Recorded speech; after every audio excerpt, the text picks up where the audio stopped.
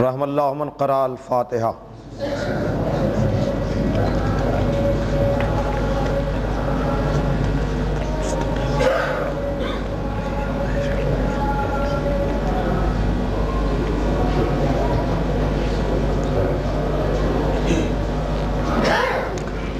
اعوذ باللہ من الشیطان اللعین الرجیم، بسم اللہ الرحمن الرحیم۔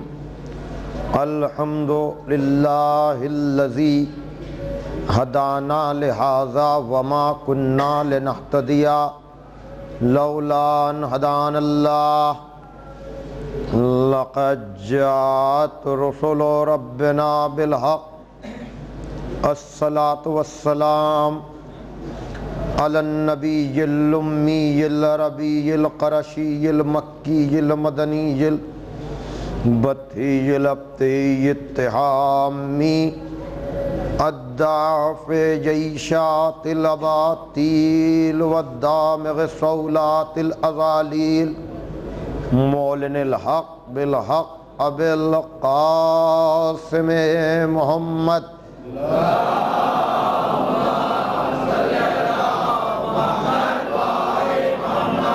وعلی اہل بیتہ الطیبین الطاہرین المعصومین المظلومین، ولعنۃ اللہ علی اعدائہم اجمعین من الآن الی یوم الدین۔ اما بعد فقد قال علی علیہ السلام، بسم اللہ الرحمن الرحیم۔ الاسلام هو التسلیم، والتسلیم هو اليقین، والیقین هو التصدیق، والتصدیق هو الاقرار، والاقرار هو الاداء، والاداء هو العمل۔ صلوات بھیجئے محمد وعلی محمد۔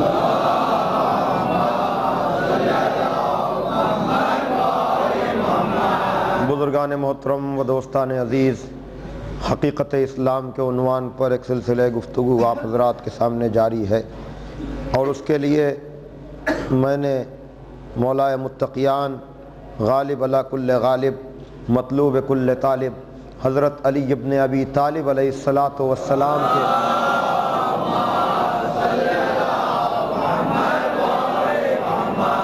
مقدس، مبارک اور ناقابل فراموش الفاظ کو گفتگو کا ذریعہ بنایا ہے۔ ارشاد ہو رہا ہے، اسلام تسلیم کا نام ہے، تسلیم یقین کا نام ہے، یقین تصدیق کا نام ہے، تصدیق اقرار کا نام ہے، اقرار سپردگی کا نام ہے، اور سپردگی عمل کا نام ہے۔ پہلے روز سے میں آپ حضرات کے سامنے اس بات کو واضح کرنے کی صحیح کر رہا ہوں، کوشش کر رہا ہوں کہ اسلام اصل میں سپردگی کا نام ہے، اللہ کے سامنے سرنڈر ہو جانے کا نام ہے، اور اس کے لیے ہمارے سامنے جو سب سے بڑی مثال ہے وہ خود مولا کائنات حضرت علی ابن ابی طالب علیہ الصلاۃ والسلام کی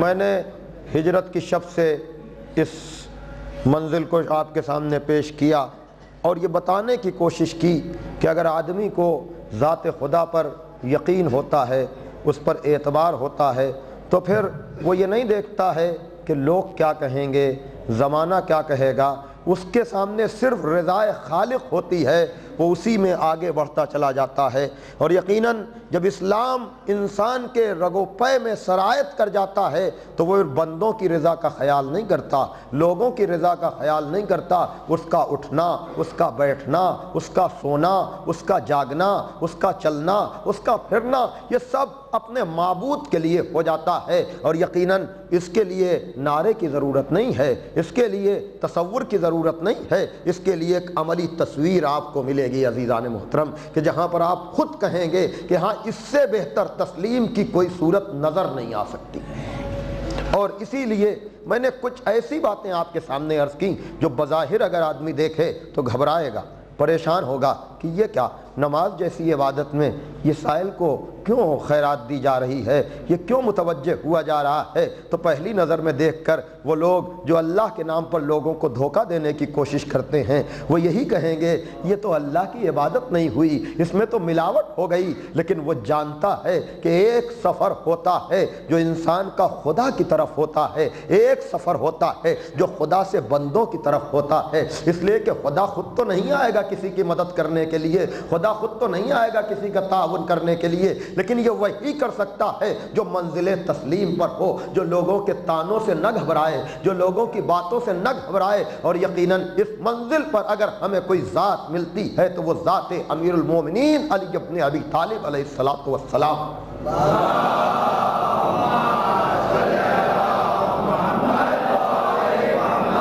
لیکن عزیزان محترم یاد رکھیے گا، اس رخ سے بھی کبھی مولا کائنات کی زندگی کو آپ دیکھیں کہ پروردگار نے علی پر ہونے والے ہر اعتراض کا گویا کہ جواب قرآن ہی میں دے دیا ہو۔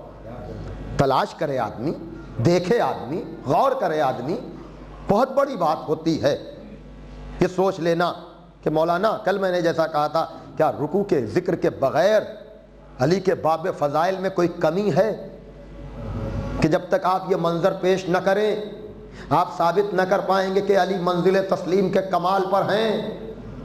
میں کہوں گا سوال یہ پیدا ہوتا ہے کہ علی کی پوری زندگی کامیاب ہے، علی کعبے سے لے کر مسجد کوفہ تک کامیاب زندگی گزار رہے ہیں، جس طرح سے آپ کہہ رہے ہیں کہ کیا اس منظر کے بغیر علی کی زندگی مکمل نہیں ہو سکتی، اسی طرح سے میں کہہ رہا ہوں کہ آپ کو اس منظر کے پیش کرنے میں گھبراہٹ کیوں ہے، پریشانی کیوں ہے، وحشت کیوں ہے، دہشت کیوں ہے؟ کہ علی کا کوئی عمل ایسا ہے کہ جس کو پیش کرتے وقت ہمیں شرمندگی ہو؟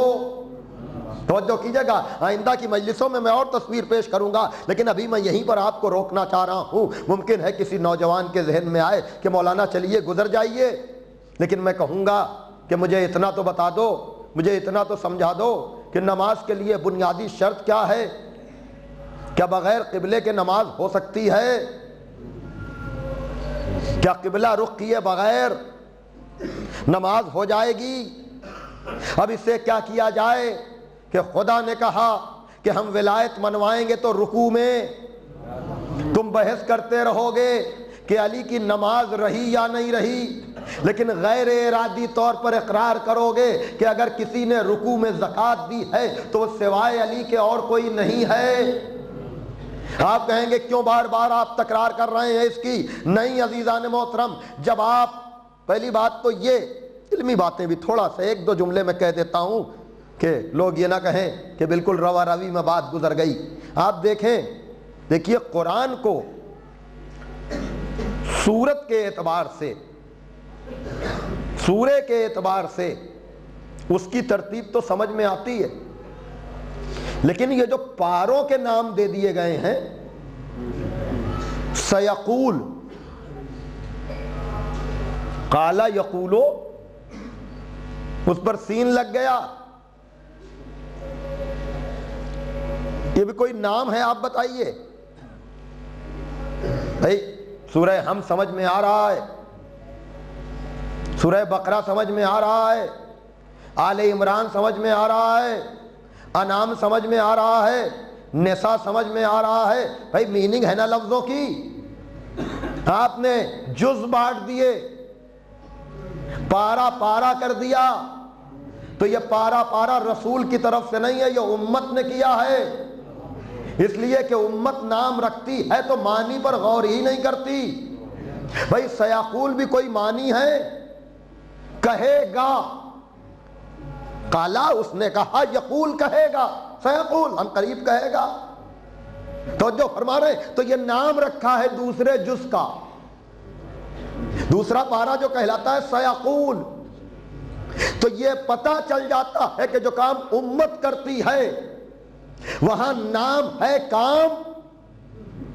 اس پر غور کیجئے گا کہ پاروں کے نام، ان کی میننگ کہیں جا کر دیکھیے گا، تب آپ کو اندازہ لگے گا یہ من جانب اللہ نہیں ہے، یہ من جانب الرسول نہیں ہے، اپنی سہولت کے لیے امت نے، ورنہ وہاں پارے نہیں ہیں، سورے ہیں، اور 114 سورے ہیں، اور ان سوروں کے نام ہیں۔ سورہ برات کے علاوہ ہر سورے میں بسم اللہ ہے۔ خیر چلیے، یہ تو میں نے آپ کے ذہنوں میں ایک بات قرآن فہمی کے حوالے سے ڈال دی کہ سورے کے اعتبار سے یاد کرنا زیادہ بہتر ہے بنسبت پارے کے کہ سمجھ ہی میں نہ آئے، لیکن جہاں سے دوسرا جز شروع ہوتا ہے سَيَقُولُ السُّفَهَاءُ، یہ سفی لوگ، یہ پاگل لوگ، یہ دیوانے لوگ یہ کہتے ہیں قبلہ بدلنے کی ضرورت کیا ہے؟ بھائی توجہ کیجئے گا، اے پیغمبر تو ان سے کہہ دیجئے کہ جہاں تک قبلے کی بات ہے، تم کو بیت المقدس پہ اگر بڑا ناز ہے تو مغرب بھی اللہ کے لیے ہے، مشرق بھی اللہ کے لیے ہے۔ بیت المقدس میں خدا بیٹھا ہوا تھوڑی ہے جو تمہیں کعبہ سمجھ میں نہیں آ رہا ہے۔ توجہ کیجئے گا، یہ جملے کہہ میں اس لیے رہا ہوں کہ اللہ بتا رہا ہے کہ علی کے ہر عمل کی میں حفاظت کروں گا۔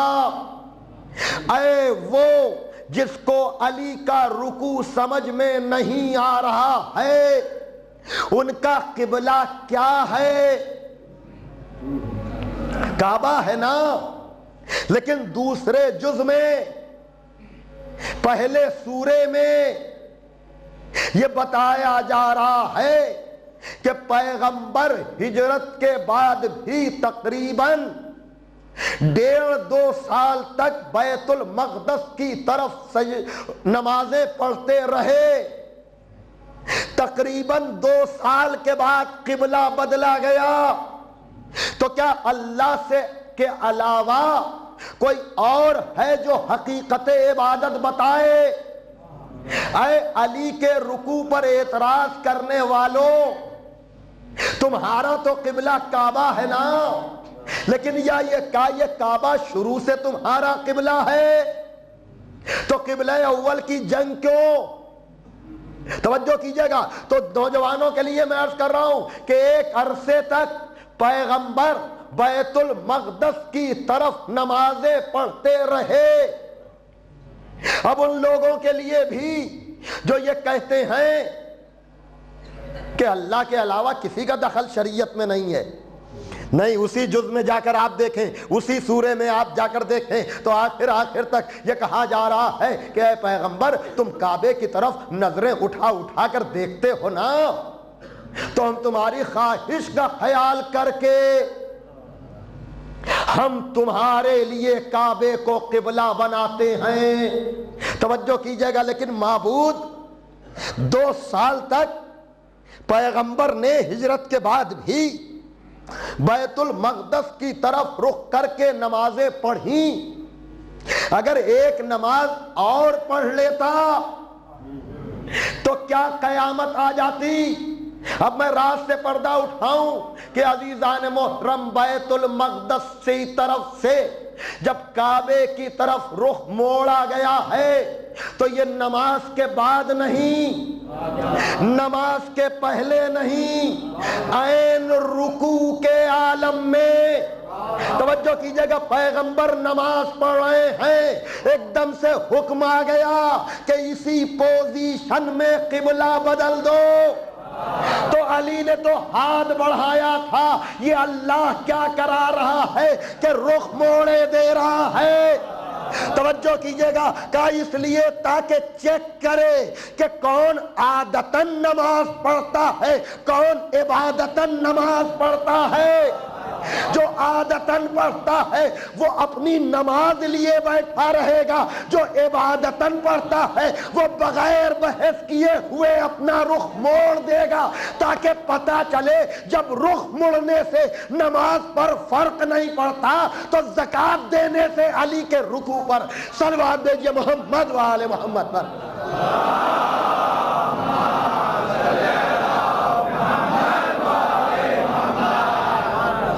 صلوات دیجئے محمد و آل محمد پر۔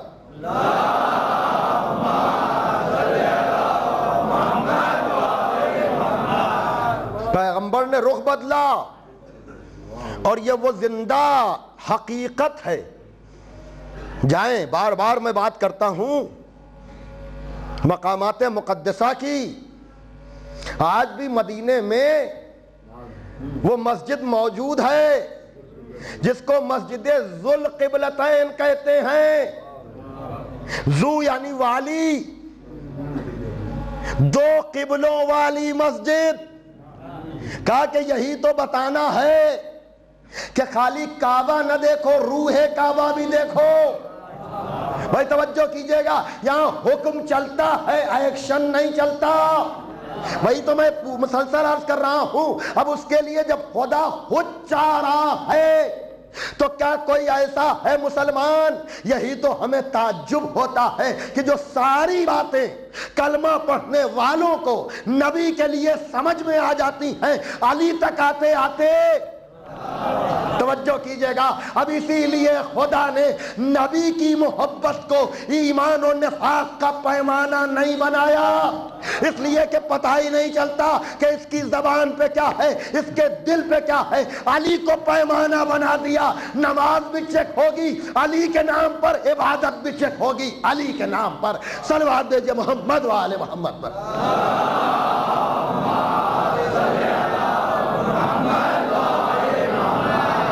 رخ بدل رہا ہے، انداز بدل رہا ہے. بتا دیا کہ رخ بدلنے سے عبادت میں فرق نہیں پڑتا. بھائی توجہ کیجئے، میں کیا عرض کرنا چاہ رہا ہوں. تسلیم کی اس سے بڑھ کر کوئی مثال.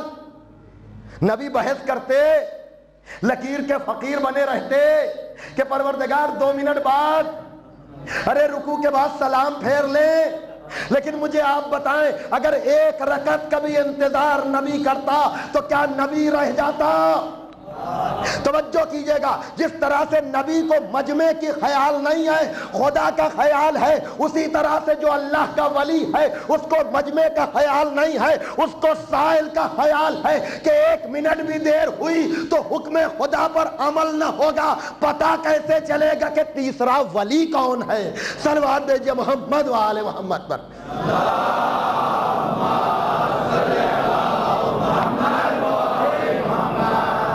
تو نبی خالی بدل جائیں؟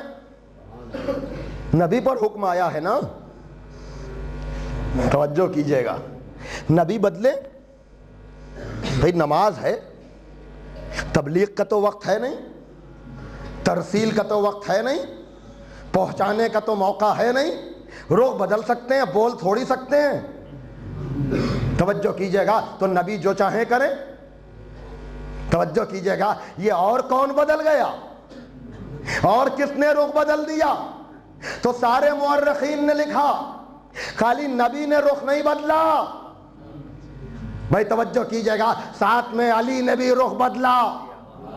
حالانکہ اب یہ تحقیق طلب مسئلہ ہے کہ رخ بدلنے پر کون امام ہوا. اس پر میں ابھی بحث کر نہیں سکتا. یہ تو سمت کی جو بحث کرتے ہوں، جغرافیے پر جن کا عبور ہو. لیکن بہرحال علی اور نبی میں کوئی فرق نہیں ہے، اس لیے کہ نور و ظہور میں دونوں برابر ہیں.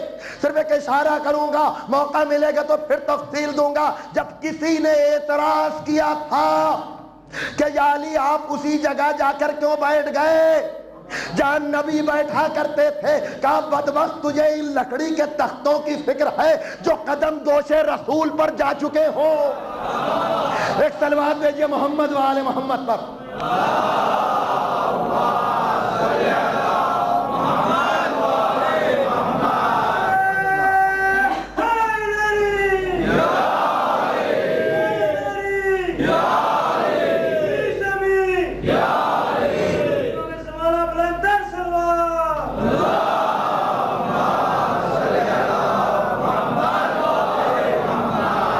تو یہ علی کیوں بدل رہے ہیں بھائی؟ حکم نبی کے پاس آیا کہ علی کے پاس؟ بھائی غور کر رہے ہیں میں کیا کوشچن آپ کے ذہنوں میں پیدا کرنا چاہ رہا ہوں. لیکن خالی کوشچن پیدا کرنا میری عادت نہیں ہے، میں سوال پیدا کر کے جواب بھی لاتا ہوں.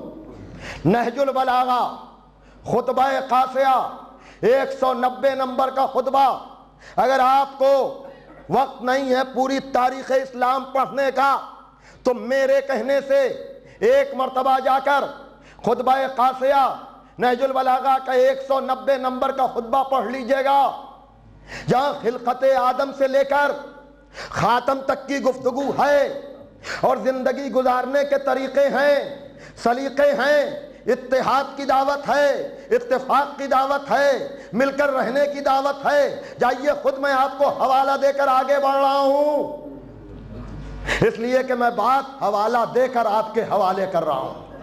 190 نمبر کا خطبہ جا کر تفصیل سے پڑھیے گا، بچوں کو پڑھائیے گا، غور کیجئے گا، فکر کیجئے گا، لیکن جب پڑھتے پڑھتے اس منزل پر آپ پہنچیں گے کہ فی کل سنۃ بحرا، پیغمبر ہر سال غار حرا میں جاتے تھے۔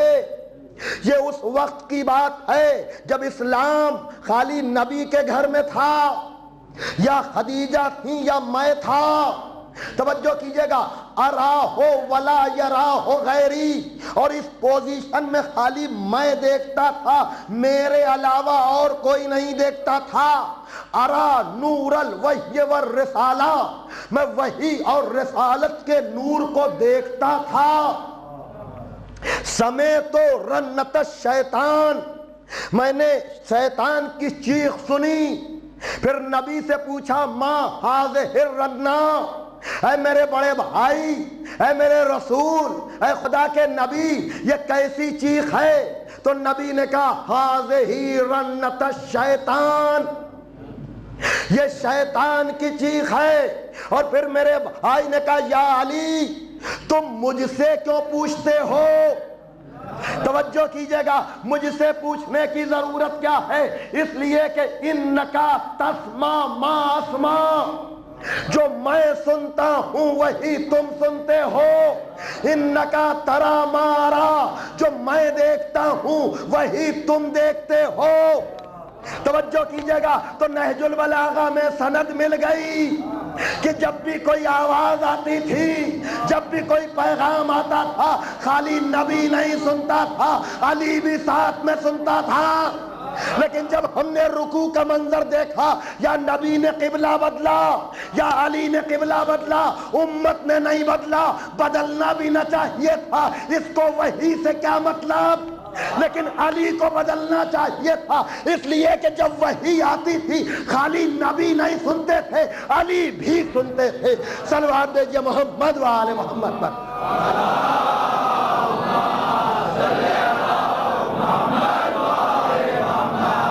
اور جب ہمارے بہت بڑے کسی عالم سے، میرے استاد مولانا حمید الحسن صاحب قبلہ نے اس روایت کو بیان کیا، اس بات کو بیان کیا کہ جب کسی بڑے عالم سے، اس لیے کہ ہمارے یہاں بھی علماء ولایت کی اور محبت کی کس منزل پر ہوتے ہیں۔ میں آیت اللہ خمینی کی مثال آپ کو دے چکا ہوں، آیت اللہ وحید خراسانی کی مثال آپ کو دے چکا ہوں۔ یہ سارے فضائل انہی علماء کے ذریعے سے ہم تک آ رہے ہیں۔ جب ان سے کسی نے پوچھا کہ یہ بتلائیے کہ نبی کے پاس جبریل کتنی دفعہ آئے اور علی کے پاس کتنی دفعہ آئے؟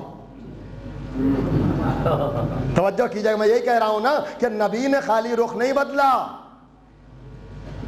علی نے بھی بدلا، اور نبی نے سند دے دی کہ جو میں سنتا ہوں وہی تم سنتے ہو۔ فرق اتنا ہے کہ تم میرے بعد نبی نہیں ہو۔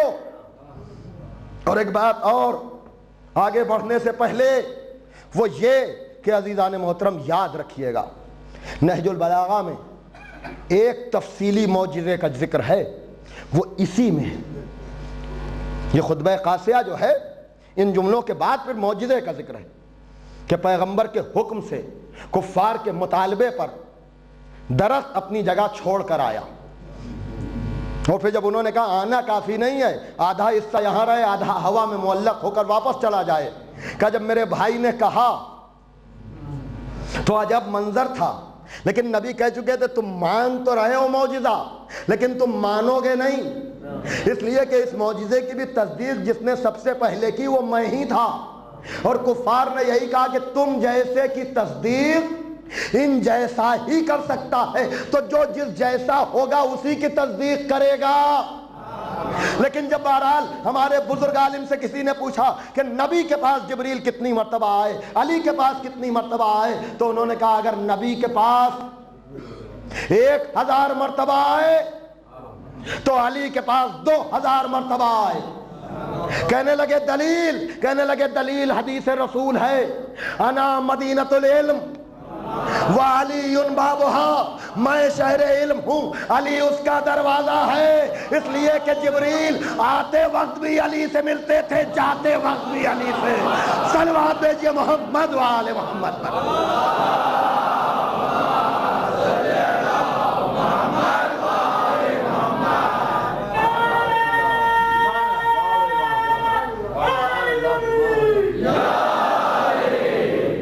اچھا، اب بھی اگر کسی کی بات سمجھ میں نہ آئی ہو کہ عبادت حکم خدا پر عمل کا نام ہے، منزل تسلیم کا نام ہے، ایکشن کا خالی نام نہیں ہے، توجہ کیجئے گا، ورنہ وہی بات کہ پھر کھڑا ہی ہو کر ہوتی ہمیشہ، پھر ہمیشہ روزہ ہی ہوتا، وہ تفصیل آئے گی بعد میں۔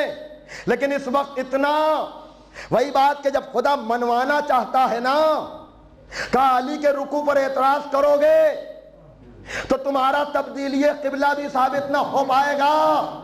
لیکن اب بھی اگر نہیں سمجھے، تم کہو گے کہ علی کے رکوع کے بات واضح نہیں ہو رہی ہے، تو چلو مسجد النبی میں، توجہ کیجئے گا، اب رکوع سے آگے کی منزل سجدے کی ہے، نبی سجدے میں ہیں، توجہ کیجئے گا، نبی سجدے میں ہیں۔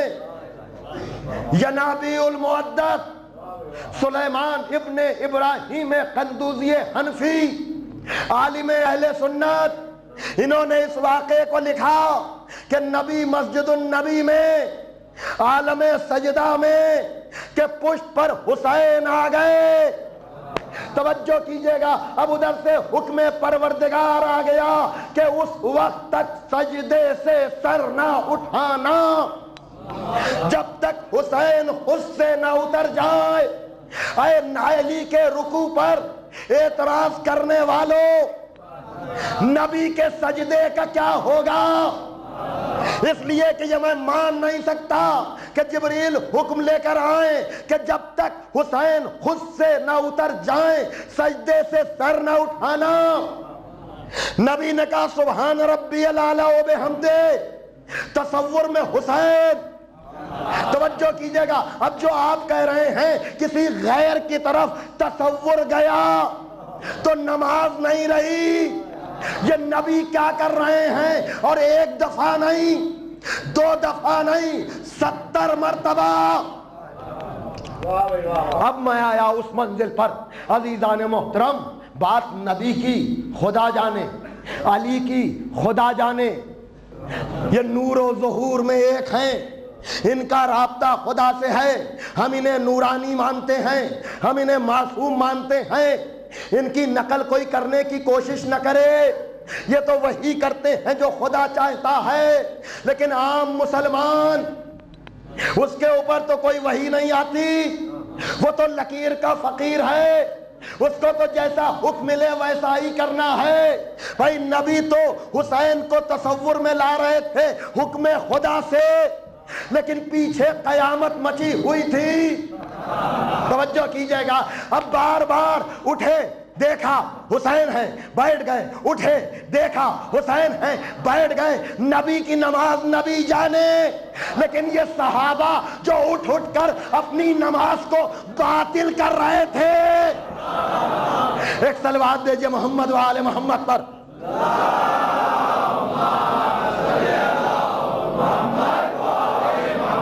نہیں، میں آپ کو روکوں گا اس منزل کے اوپر، یہ بڑی اہم منزل ہے۔ مجھے آپ بتائیں، میں نے 2 دن پہلے ایک آیت پڑھی تھی جس میں پیغمبر نے کہا تھا ان صلاتی و نسکی و محیایا، میری نماز اللہ کے لیے، میری نماز اللہ کے لیے۔ یا رسول اللہ، مسلمانوں سے تو میں سوال نہیں کر سکتا، وہ تو معصوم نہیں ہیں، وہ تو خیال کہیں بھی لے جائیں، اللہ جانے وہ جانے، لیکن آپ نے تو قرآن میں ڈکلیئر کر دیا کہ آپ کی نماز اللہ کے لیے ہے، تو جب اللہ کے لیے ہے تو تصور میں حسین کیسے؟ بھائی توجہ کیجئے گا، یہی وہ منزل ہے جہاں امت کو ہم بتانا چاہتے ہیں کہ کیسی باتیں کرتے ہو کہ نبی کا نام، علی کا نام، حسن و حسین کا نام عبادت سمجھ میں نہیں آتا۔ ارے میں مجلس کی بات نہیں کر رہا ہوں، نماز میں اگر نبی کے تصور میں حسین نہ آئے، توجہ کیجئے گا، اب دو ہی باتیں ہیں، ظاہر سی بات ہے، نبی کی نماز جب اللہ کے لیے ہے تو اللہ ہی کے لیے ہوگی، تو یا تو حسین کو غیر اللہ کہہ کے نبی کے دعوے کو جھوٹا کر دو، یا ہماری بات مانو، حسین غیر اللہ نہیں بلکہ مشیت اللہ ہے کہ تصور میں آتا ہے تو نماز خراب نہیں ہوتی بلکہ نماز کو معراج مل جاتی ہے۔ صلوات بھیجئے محمد و آل محمد۔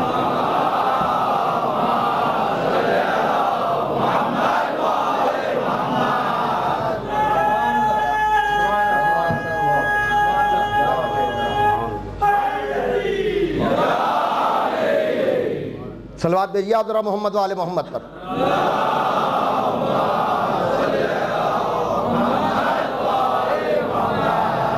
لیکن سر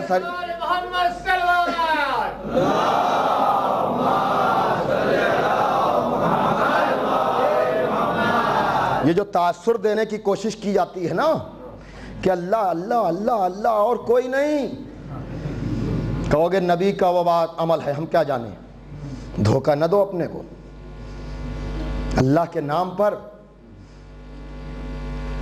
آل محمد سے بچ کر نہ چلو۔ وہی بات اللہ جو منواتا ہے نا، میں پھر بار بار کہہ رہا ہوں کہ ہمارا مذہب اہل بیت فرضی نہیں ہے، اصل میں دو کام ہوئے اور یقیناً دونوں کو اس بات کی طرف متوجہ ہو جانا چاہیے۔ وہابی تو بہت غور و فکر کر کے، بہت اس لیے کہ آپ دشمنان رسول آل رسول کو نادان نہ جانیے، بڑے چالاک ہیں وہ۔ میں جو کہہ رہا ہوں غور سے سنیے، اور مولا کائنات نے اس بات کی نشاندہی نہج البلاغہ میں کی کہ ان کی چالاکیوں کو ہم سمجھتے ہیں، یہ کیسے بدل کر آتے ہیں، لیکن یہ کام کر سکتے ہیں، ہم نہیں کر سکتے۔ تو بہرحال یہ چالاک بہت ہیں، یہ آپ طے جانیے۔ انہوں نے ظاہر سی بات ہے کہ یا تو آدمی، بہت غور سے سنیے، بہت اس لیے کہ یہ میرا پالیسی میٹر ہے، مذہب اہل بیت کی پالیسی میں ڈسکس کرنے جا رہا ہوں، بہت توجہ کے ساتھ آپ، اور اس کو عام کر دیجئے اس بات کو کہ یا تو امت نبی کے بعد نبی جیسوں کو مان لے، توجہ کیجئے گا، اس لیے کہ نبی کمال نور کا نام ہے۔ بہت دنوں کی بات نہیں ہے، ابھی بھی ہندوستان کے دیہاتوں میں آپ کو چراغ سے پڑھنے والے لوگ مل جائیں گے۔ لوڈ شیڈنگ جب ہوتی ہے، یعنی یہاں کے لیے کوئی بڑی بات نہیں ہے، لیکن اگر امریکہ اور لندن میں 5 منٹ کے لیے لائٹ چلی جائے تو جو کیجئے میں کیا عرض کرنا، تو قیامت آ جائے گی۔ یعنی جو آدمی جس چیز کا عادی ہوتا ہے اس میں اس کو کوئی پرابلم نہیں ہوتی۔ آدم سے خاتم تک بالتدریج نورانیت میں اضافہ ہوتا رہا، نبی کمال نور پر ہے، توجہ کیجئے گا۔ تو جب تک کمال نور نہیں ملا تھا امت کچھ بھی کر لے، لیکن نبی کے فوراً بعد اگر اندھیرا ہی اندھیرا نظر آئے تو سوائے گمراہی کے اور کچھ نہ ملے گا۔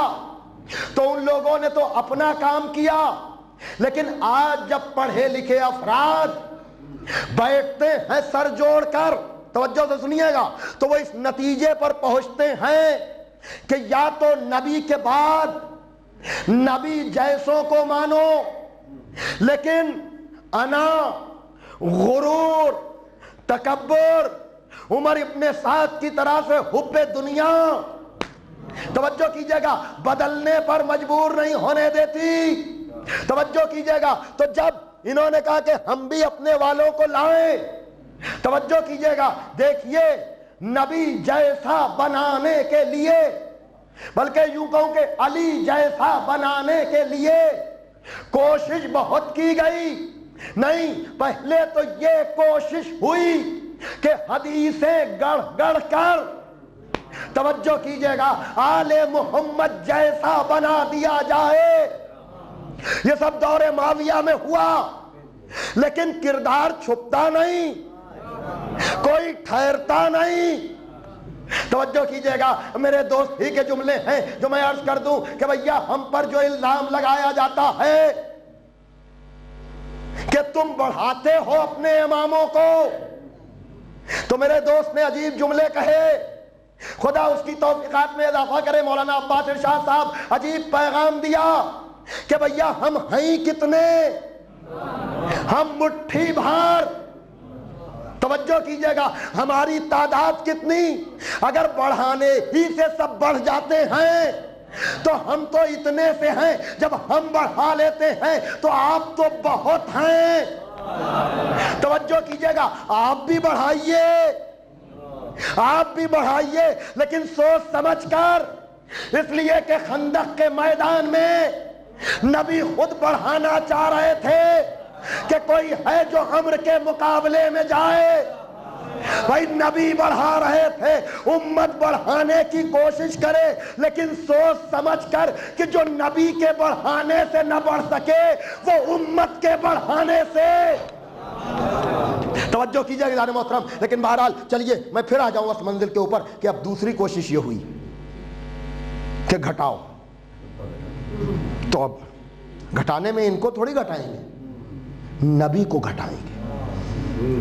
توجہ کیجئے گا، کہا یہ جاہل نہیں ہے، نبی میں بھی معاذ اللہ کمی ہے، یہ عام نہیں ہے، نبی بھی ویسا ہی ہے۔ اب اس پس منظر میں کتابیں لکھی جانے لگیں، یہ پورا جسٹ میں آپ کو سنا رہا ہوں۔ یہ ہوا، گھٹاؤ گھٹاؤ گھٹاؤ گھٹاؤ گھٹاؤ، اور یہاں تک نوبت پہنچ گئی کہ نبی اپنا بڑا بھائی نظر آنے لگا، اب علی بڑے نظر آنے لگے۔ توجہ کیجئے گا، تو ہم پر اعتراض نہ کرو کہ ہم علی کو بڑھاتے ہیں، ہم علی کو بڑھاتے نہیں، آپ نبی کو گھٹاتے ہیں۔ توجہ کیجئے گا، تو بہرحال پورا وہابی مشن سر جوڑ کر بیٹھا کہ یا تو اپنا مذہب بدل دیں، اپنا عقیدہ بدل دیں، اپنا نظریہ بدل دیں، اور عقیدہ بدل دیں۔ یہ بات طاہر جرولی صاحب نے کہ وہ مسقط میں یا دوحہ میں مجلس پڑھ رہے تھے، وہاں کوئی انجینئر صاحب مرد مومن تھے، وہ آئے، ان سے پوچھا کہ کل آپ مجلس میں نہیں آئے؟ کہا مولانا میں اوقاف میں ہوں، کل بڑا لفڑا ہو گیا، بڑا جھگڑا ہو گیا۔ کیا ہوا؟ کہا ایک مسجد سمت قبلہ میں نہیں تھی، جب چیک کی گئی تو پتا چلا کہ اس کا سمت، اس کا قبلہ غلط ہے، تو اب جو ہے وہ یہ پاس ہوا کہ مسجد تو توڑی نہ جائے، مسجد کے اندر لکیریں ڈال دی جائیں تاکہ جو بھی آئے اس کو پتا چل جائے کہ سمت قبلہ یہ ہے۔ کہا سب تو مان گئے، لیکن مولوی صاحب نہیں مان رہے تھے۔ بھائی توجہ کیجئے گا، سب تو مان گئے، ان کو اپنی نمازوں کی فکر تھی، لیکن مولوی صاحب جھگڑا کر رہے تھے، اسی لیے کل دیر ہو گئی۔ کہا کس بات پہ جھگڑا کر رہے تھے؟ کہا ان کو آگے کہ نہیں پیچھے کی فکر تھی۔ تو آدمی کبھی کبھی اس لیے نہیں بدلتا ہے کہ وہ سوچتا پہلے والوں کا کیا ہوگا۔ کتنا نادان ہے یہ حاضر جو غائب کے چکر میں اپنے کو بھی خراب کرتا ہے۔ کہنے لگے مولوی صاحب یہ کہہ رہے تھے اگر آج ہم لکیر ڈلوا لیں تو ہماری پچھلی نمازوں کا کیا ہوگا؟ ارے پچھلی کو چھوڑو، اگلی کو تو ٹھیک کر لو۔ صلوات بھیجئے محمد و آل محمد پر۔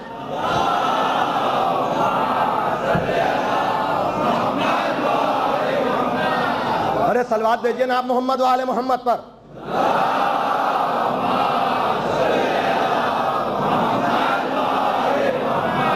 لیکن ممکن ہے، اس لیے کہ اللہ مستضعفین کو معاف کرنے والا ہے، جن تک علم نہیں پہنچا ان کو معاف کرنے والا، یہ پوری بحث ہے۔ پھر کبھی میں سناؤں گا آپ کو کہ جن تک علم نہیں پہنچا، خدا ظالم نہیں ہے، ان کا حساب اس اعتبار سے ہوگا، لیکن یہ کیسی جہالت ہے کہ سب کچھ سمجھ کر بھی۔ توجہ کیجئے گا، یہ اس لیے ہوا، میں وہابی مذہب کی بنیاد آپ کو بتا رہا ہوں کہ جب یہ سمجھ گئے کہ ہمیں مذہب بدلنا نہیں ہے، اپنی روٹی روزی کے لیے، اپنے حلوہ مانڈے کے لیے حلوہ آنا بند ہو جائے گا، پوری آنا بند ہو جائے گی، مال آنا بند ہو جائے گا، سلسلہ بند ہو جائے گا، بیعت کرنے والے نہ رہیں گے۔ توجہ کیجئے گا، تو سب کچھ سمجھ کر بھی، جان کر بھی، مان کر بھی کہنے لگے اعلان نہیں کریں گے، بتائیں گے نہیں، سمجھائیں گے نہیں۔ لیکن عزیزان محترم یاد رکھیے گا، اب انہوں نے یہ طے کیا کہ دیکھو ہمارا تو کوئی کینڈیڈیٹ اٹھتا نہیں، ہر جگہ علی آگے نظر آتے ہیں، تو ایسا کرو اللہ کے نام پر سب کا انکار کر دو۔ میں جو کہہ رہا ہوں توجہ کیجئے گا، یہ صرف ان لوگوں کی محبت میں جو علم و عمل و کردار میں اہل بیت جیسے نہیں تھے، ان کو ماننے کے لیے چونکہ ان کو انکار کرنا پڑا، ورنہ مانتے سب ہیں۔ توجہ کیجئے گا، خالد بن ولید کے نام پر واہ واہ ہوتی ہے، سیف اللہ کے نام پر واہ واہ ہوتی ہے، یہ صرف انکار اہل بیت کے لیے۔ اللہ کے نام پر یہ نظریہ گڑھا گیا کہ اللہ کے علاوہ کوئی نہیں، انکار کر دیا سب کا، اللہ اللہ اللہ اللہ اللہ اللہ۔ توجہ کیجئے گا، اب نہ رسول ہے نہ آل رسول ہے، یہ ہے جسٹ، یہ ہے ماحصل، یہ ہے خلاصہ وہابیزم کا۔ لیکن کچھ لوگ وہ نکلے، وہ مانتے چلے۔ توجہ کیجئے گا، تو ہر قبر ان کو مقدس نظر آئی بغیر تحقیق کے۔ ارے توجہ کیجئے گا، ان کو ہر جگہ سجدے نظر آئے، ہر جگہ احترام نظر آیا۔ بھائی اجمیر جانے والے جائیں، میں اعتراض نہیں کر رہا ہوں، لیکن اجمیر کی نسبت بھی تو حسین ہی کی طرف ہے، شاہ حسین، بادشاہ حسین۔ ان قبروں کے پجاریوں کو ہم کربلا میں نہیں دیکھتے، نجف میں نہیں دیکھتے، سامرہ میں نہیں دیکھتے، یہ تو ان سے بھی بدتر ہیں کہ جو ماننے پر آئے تو کسی کو بھی مانتے چلے گئے۔ ارے توجہ کیجئے گا، میں جو بات عرض کرنا چاہ رہا ہوں کہ یہی افراط و تفریط ہے۔ لیکن ہم یہ کہہ رہے ہیں، نہ اپنی مرضی سے کسی کا انکار کرو، نہ اپنی مرضی سے کسی کو مانو، اس کو مانو جس کو خدا منوا رہا ہے۔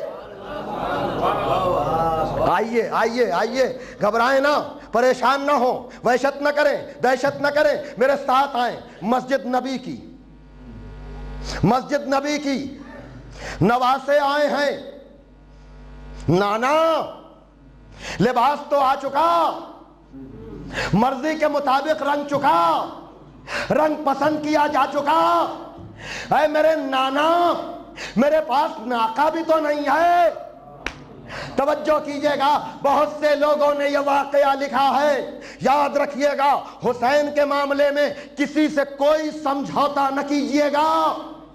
میں سجدے میں حسین کی مثال پیش کر چکا۔ لوگ کہتے ہیں ایٹیکیٹ، یہ اچھل اچھل کر ماتم کرنا سمجھ میں نہیں آتا، یہ مجلس سمجھ میں نہیں آتی، یہ جلوس سمجھ میں نہیں آتا۔ ارے ہم کیا جانے، ہم نے تو سارے اخلاق در آل محمد سے لیے ہیں۔ نبی سے بڑا کسی کا اسٹیٹس اگر بندوں میں ہو تو کوئی بتائے۔ خدا کی قسم، کوئی اور نانا ہوتا تو نواسوں کی فرمائش کو ٹال دیتا کہ میرے بیٹو ساری محبت گھر کے اندر، اس لیے کہ یہ مسجد ہے، گھر نہیں، یہیں پر اسلام کے فیصلے ہونا ہے۔ لیکن وہ نبی جو خلاصہ وحی ہے، وہ نبی جو بغیر وحی کے بولتا نہیں، وہ نبی جس پر اسلام کا دار و مدار ہے، دیکھنے والوں نے دیکھا وہی سنجیدہ نبی۔ لَقَدْ كَانَ لَكُمْ فِي رَسُولِ اللَّهِ أُسْوَةٌ حَسَنَةٌ، ہم نے تمہارے لیے رسول کی سیرت کو نمونہ بنایا ہے۔ وہی رسول مسجد میں ناقہ بن رہا، کہاں گئی تہذیب؟ توجہ کیجئے گا، میں کیا عرض کرنا چاہ رہا ہوں، تو یہ بچوں کا کھیل نہیں ہے۔ نبی بتانا چاہ رہے ہیں کہ کسی کو مانو یا نہ مانو، لیکن حسین کو پشت پر سوار کر کے پہچنوا رہا ہوں کہ اگر اس کو نہ مانو گے تو اسلام۔ توجہ کیجئے گا، نہیں میری منزل آگے ہے۔ اب ایک مرتبہ حسین بیٹھ گئے، حسن بیٹھ گئے، زلفیں نواسوں کے ہاتھ میں چلی گئیں۔ اب کہنے لگے نانا ہمارا ناقہ بولتا نہیں ہے۔ اللہ اکبر، ناقے کی آواز نکالنے کی خواہش، اور پھر نبی نے بھی کہنا شروع کیا العفو العفو، معاف کر دے معاف کر دے۔ اب پتہ نہیں یہ کس کے لیے، خود تو معصوم ہے، خود کی تو کوئی غلطی نہیں ہے، امت ہی کے تو گناہ معاف کیے جائیں گے، حسین کے چاہنے والوں ہی کے تو گناہ معاف کیے جائیں گے۔ اب میں آپ سب کی توجہ اس منزل پر چاہتا ہوں، دیکھیے ہر طرح کے لوگ ہمیشہ رہے ہیں، چاپلوس بھی، ارے توجہ کیجئے گا، لیکن ایک مرتبہ جب نبی چلنے لگے، الف الف کہنے لگے، تو کچھ چاپلوس لوگوں نے، توجہ کیجئے گا یہی لفظ ہیں، کہنا شروع کیا کیا عمدہ سواری ہے، توجہ کیجئے گا کیا عمدہ سواری ہے۔ نبی مڑے، کیا کہا، رگے ہاتھوں پکڑے گئے، کہا یا رسول اللہ ہم یہ کہہ رہے ہیں کیا عمدہ سواری ہے، کہا اب بھی نہیں سمجھے، یہ کیوں نہیں کہتے کیا عمدہ سوار ہے۔ اسی دن سے ہم سمجھ گئے کہ رسول اپنی تعریف پر خوش نہیں ہوتے جب تک نوازوں کی تعریف نہ، صلوات دیجئے محمد و آل محمد۔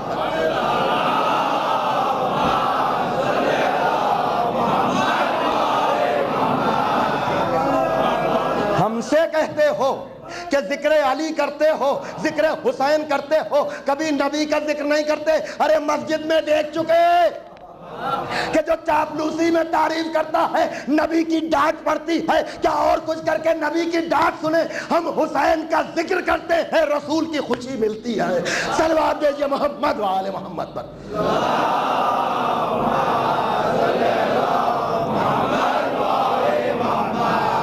یہ پورا منظر خدا کی قسم ہمیں یہ پیغام دے رہا ہے۔ تو جو باتیں میں نے آج کہی ہیں جا کر سوچئے گا، غور کیجئے گا، لوگوں کو سنائیے گا، لوگوں کو سمجھائیے گا، لوگوں کو بتائیے گا کہ اگر واقعاً مسلمان ہو، واقعاً قرآن کے وفادار ہو، واقعاً اللہ کے وفادار ہو، واقعاً رسول کے وفادار ہو، تو آ جاؤ اس راستے پر جو حسین کا راستہ ہے، جس کو حسین کے نانا نے پہچنوایا ہے، جس کو حسین کے نانا نے منوایا ہے کہ دیکھو اس کے بغیر، اس لیے کہ میں کوئی کام دکھاوے کے لیے نہیں کرتا، میں بغیر وہی کے بولتا ہی نہیں، اور میرے لیے سند ہے ما رمیتا اذ رمیتا لیکن اللہ رما۔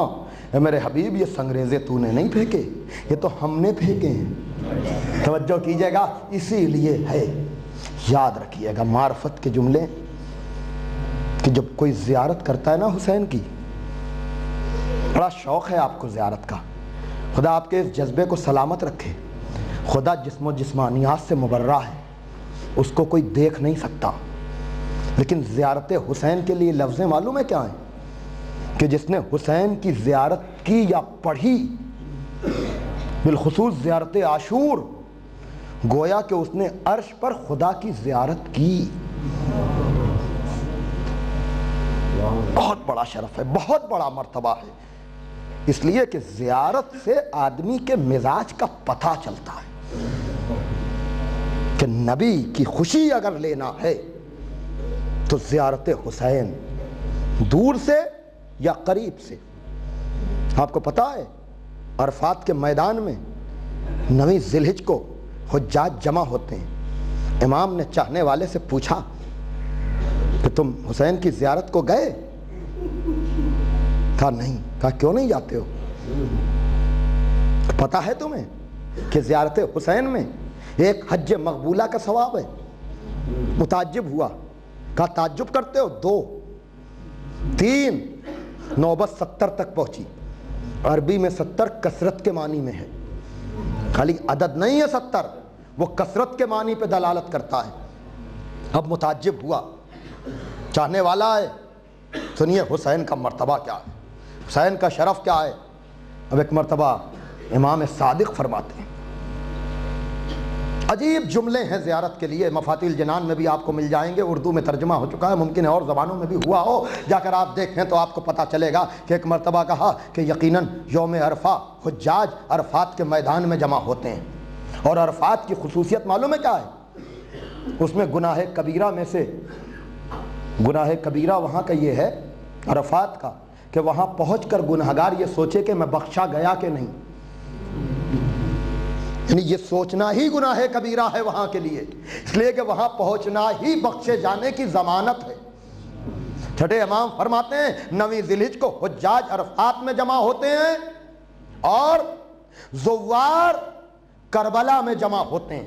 توجہ کیجئے گا، کہا لیکن خدا کی نظر رحمت پہلے کربلا والوں پر ہوتی ہے پھر عرفات والوں پر ہوتی ہے. یہ امام کے جملے.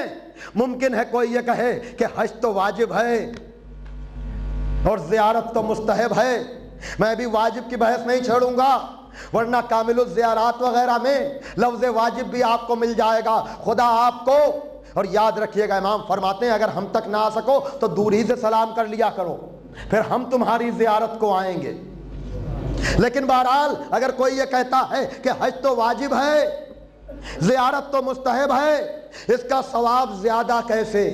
تو میں تو ہر بات حل کرنے کے لیے آیا ہوں نا عزیزان محترم. آپ مجھے بتائیں، واجب اور مستحب کی بحث نہ چھیڑیے، آپ اتنا پہلے بتا دیجئے کہ سلام کرنا کیسا ہے اور جواب کیسا ہے. تو سلام کرنا مستحب، جواب دینا واجب. لیکن اگر ثواب کے حصے کیے جائیں تو روایت کے جملے یہ ہیں کہ اگر ٹوٹل سلام کے یعنی سلام اور جواب کے حصے کیے جائیں تو 70 بنیں گے، لیکن اگر ثواب بانٹا جائے تو 69. توجہ کیجئے گا، سلام کرنے والے کو ثواب ملے گا، ایک حصہ جواب دینے والے کو.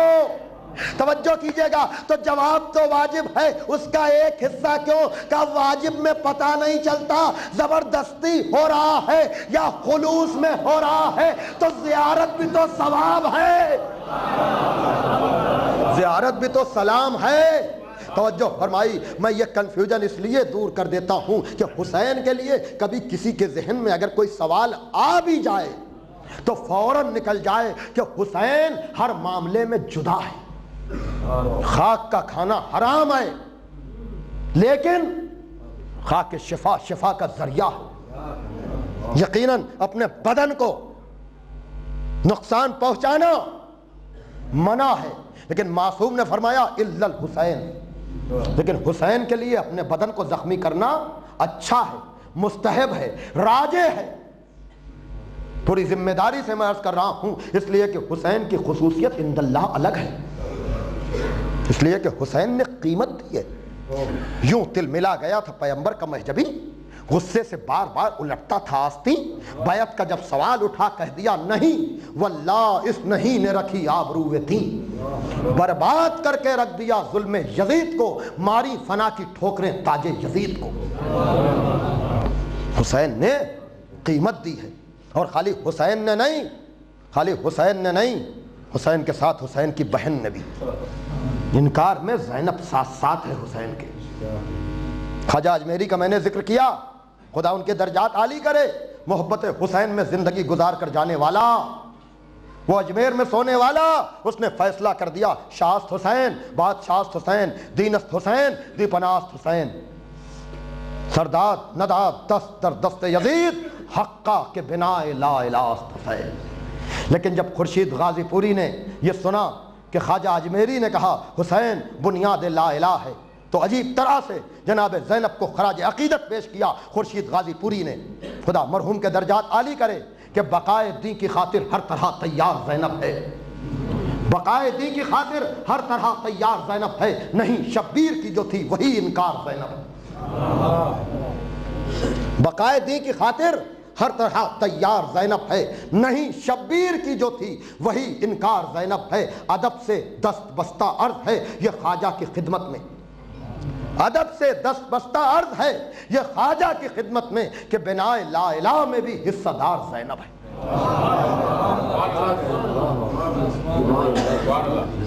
پتہ ہے زینب کیا ہے؟ جو حسین کی نسل کو بچا دے اور اپنی نسل کو مٹا دے اسے زینب کہتے ہیں. آپ کو سادات کی شکل میں باقری مل جائیں گے، جعفری مل جائیں گے، کاظمی مل جائیں گے، لیکن یہ جو سب مل رہے ہیں نا، یہ سب زینب کی وجہ سے مل رہے ہیں، اس لیے کہ جلتے ہوئے خیموں سے زینب سجاد کو نہیں، مصداق کوثر کو لا رہی ہے۔ پیغمبر کو کوثر عطا کیا گیا نا، لیکن اگر زینب نہ ہوتی تو وہ کوثر آگے نہ بڑھتا۔ یاد رکھیے گا، زینب نے جو کام کیا ہے، جلتے ہوئے خیموں سے سجاد کو اٹھا کر لائی۔ ایک جملہ سن لیجئے، محفوظ کر لیجئے۔ دیکھیے، ولایت کی منزل، امامت کی منزل اتنی اہم ہے، دنیا اس کو سمجھ جائے۔ اور ولایت صرف معصوم کے لیے ہے، غیر معصوم ولی نہیں بن سکتا۔ جس کی اطاعت فرض ہے وہ صرف معصوم ہے۔ پتا ہے ولی کی منزل کیا ہے؟ جناب محسن کی شہادت ہو چکی، زہرا غش سے جب افاقہ ہوا تو سوال محسن کا نہیں، علی کا کیا۔ کہا علی کہاں ہے؟ علی کہا ان کے گلے میں رسی ڈالی گئی ہے، ایسے عالم میں کوئی بی بی نکل نہیں سکتی۔ لیکن زہرا نے ولایت کی حفاظت کے لیے اپنے کو گھر سے باہر نکالا اور کہا کہ ابوالحسن کو چھوڑو ورنہ میں اپنے سر کے بال کھول دوں گی۔ یقیناً جناب زینب ثانیہ زہرا ہیں، لیکن کیوں ہیں اس کی بہت سی تعویلیں ہیں، بہت سے اسباب ہیں، لیکن میرا دل یہ کہتا ہے جو کام مدینے میں زہرا نے علی کے لیے کیا تھا، وہی کام کربلا میں زینب نے اپنے دور کے لیے کیا، اپنے دور کے علی کے لیے کیا۔ شاید اسی لیے آپ کو ثانیہ زہرا کہا جاتا ہے۔ عجب نہیں بیمار کو پشت پر لا کر بقی کا رخ کیا ہو اور کہا ہوگا اماں آپ نے مدینے میں جو کام کیا تھا وہی کام زینب نے کربلا میں کر دیا۔ جزاکم ربکم۔ عزیزو، جناب زینب بچپن سے حسین کے ساتھ ساتھ ہیں، سال بھر چھوٹی ہیں، لیکن حسین ماں کا درجہ دیتے ہیں زینب کو۔ کوئی ایسا موقع نہیں ہے کہ جب زینب حسین کے ساتھ نہ ہو۔ آسان نہیں ہے مدینے سے آنا، لیکن عبداللہ سے جا کر کہہ دیا عبداللہ بغیر بہن کے بھائی جی نہ پائے گی۔ ظاہر سی بات ہے کہ مطیع ہیں، فرما بردار ہیں، شوہر کی عظمت جانتی ہیں، لیکن عجب نہیں کہا ہو کہ عبداللہ تمہاری زندگی چاہتے ہو یا موت؟ اگر تم چاہتے ہو کہ زینب اطمینان سے مر سکے، یہ میری لفظیں ہیں، لیکن بہرحال عبداللہ بھی حسین کے چاہنے والے ہیں۔ کہا شہزادی میرا امتحان لے رہی ہیں کیا آپ؟ ارے آپ تنہا نہ جائیے، میرے بچوں کو بھی ساتھ لے کر جائیے۔ عزادارو، جناب زینب بچوں کو ساتھ لے کر چلی ہیں، اور جب شب عاشور آئی ہے، ہر ماں اپنے بیٹے کو تیار کر رہی ہے، تو جناب زینب اون و محمد سے کہہ رہی ہیں کہ میرے بچوں کل قربانی آل محمد کا دن ہے۔ جزاکم ربکم۔ عزادارو، رونے میں کوئی کمی نہ رہنے پائے، گریے میں کوئی کمی نہ رہے، اس لیے کہ زینب کے بیٹوں کا ماتم ہے۔ ارے آپ نہ روئیں گے تو کون روئے گا؟ اس لیے کہ ہر ماں نے اپنے بیٹے کا ماتم کیا، لیکن زینب نے اپنے بچوں کا ماتم نہ کیا۔ عزادارو چلو بی بی زینب سے کہیں کہ اے بچوں کا ماتم نہ کرنے والی بی بی، یہ عزادار، یہ بزرگ، یہ جوان، یہ مائیں، یہ بہنیں سب آپ کے لال کا ماتم کر رہی ہیں۔ عزادارو، ہاں جناب زینب کے بچوں کا ماتم ہے، رات گزر رہی ہے، بچوں کو تلقین و توصیہ ہو رہا ہے کہ دیکھو جلد سے جلد اپنی جان کو قربان کر دینا۔ صبح عاشور آئی ہے، ایک ایک شہید جاتا رہا، انصار کے بعد عزہ کی باری آئی۔ جناب زینب کہتی ہیں اون و محمد ہم تمہیں زندہ کیوں دیکھ رہے ہیں؟ ان بچوں کا کیا قصور؟ عزادارو کیا کرو گے، کیسے سنو گے؟ ماموں کے پاس جاتے ہیں تو ماموں کہتا ہے کہ تم میرے بہن کی یادگار ہو۔ ماں کے پاس آتے ہیں تو کہتے ہیں کہیں ایسا نہ ہو علی اکبر قربان ہو جائے۔ جزاکم ربکم حافظو شہادت کی تفصیل تو آپ کے ذہنوں میں ہونا چاہیے.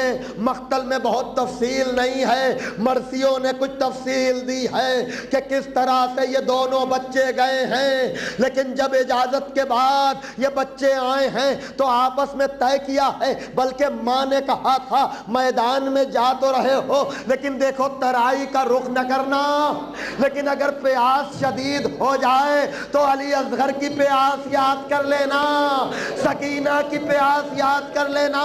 دونوں بھائیوں نے حملے کرنا شروع کیے, ایک ادھر سے حملہ کرتا تھا ایک دوسری طرف سے حملہ کرتا تھا, لیکن یہ دو تنہا ایک دم سے ہزاروں کا حملہ ان بچوں پر ہوا. ان بچوں نے آواز دی اماں, آواز کا بلند ہونا تھا. عباس بھی دوڑے, علی اکبر بھی دوڑے, ارے حسین, اس لیے کہ یہ آن محمد زینب کی یادگار. جزاکم ربکم.